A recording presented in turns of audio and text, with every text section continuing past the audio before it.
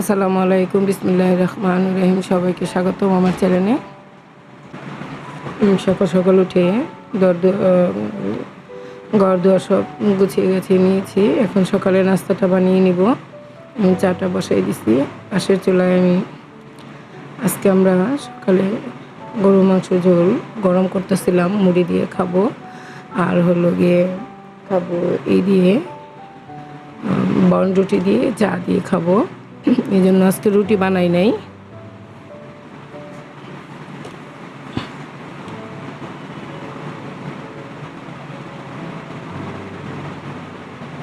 আমার চাটাও হয়ে আসছে।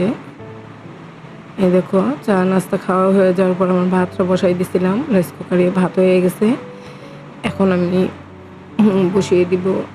পাশের চুলায় আমি মাছটাও বের করে নিয়েছি। আজকে মাংস রান্না করব না, আজকে রান্না করব আমি ডাল, ডাল, ভেন্ডি ভাজি আর হলো পাঙ্গাস মাছ রান্না করব আলু দিয়ে আর চাল কুমড়া দিয়ে, পাতলা ঝোল। আমি এটা একটু আলুটা আর চাল কুমড়াটা একটু ভাপিয়ে নিলাম।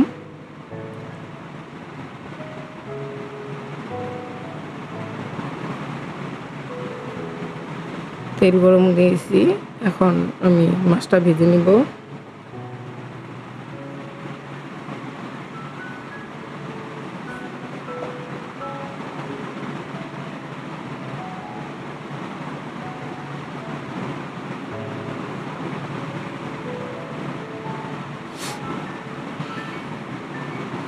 মাছটা ভাজা হয়ে যাওয়ার পর আমি বসিয়ে দিব এখন ভাজিটা। শুকনো মরিচ দিয়ে দিলাম। এখন আমি ঢেঁড়স ভাজিটা একসাথে কাঁচামরিচ, পেঁয়াজ কেটে নিয়েছিলাম, এখন ওটা একসাথেই দিয়ে দিব।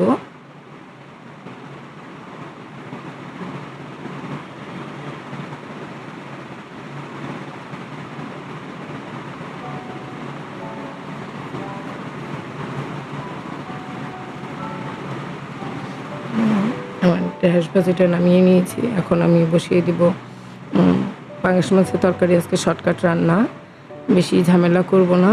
আর গরু মাংসের ঝোল ছিল, সেটাই গরম করব, আয়তে দাদা খাবে। দিয়ে দিয়েছিলাম আদা রসুন বাটা। পেঁয়াজটা ভাজা হয়ে যাওয়ার পর আদা রসুন বাটা দিয়ে তারপরে আমি শুকনো মরিচের গুঁড়া, হলুদ, ধনিয়া, জিরা একসাথে ছিল, সেটা আমি দিয়ে দিলাম। এখন আমি ভালো মতো কষিয়ে নিব।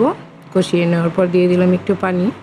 এটাও ভালো মতো কষিয়ে নিব। কষিয়ে নেওয়ার পর, কারণ যেহেতু আমি চাল কুমড়াটা আর আলুটা একটু ভাপিয়ে নিয়েছিলাম, কারণ চাল কুমড়ার একটা গন্ধ থাকে, এই জন্য সবাই সহ্য করতে পারে না এই গন্ধটা।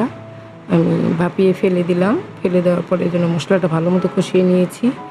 এখন আমি ভালো মতো কষিয়ে এখন পানিটা দিয়ে দিব।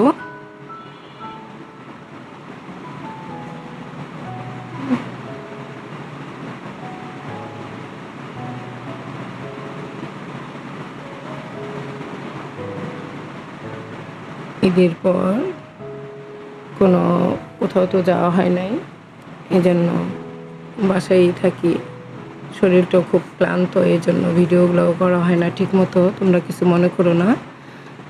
আর এই যে দেখো, আম মাখা রেখেছি আমার ফাতেমার জন্য। ভেন্ডি ভাজি হয়ে গেছে, ভাতও হয়ে গেছে, আমার মাছের ঝোল হয়ে গেছে আর ডালও হয়ে গেছে।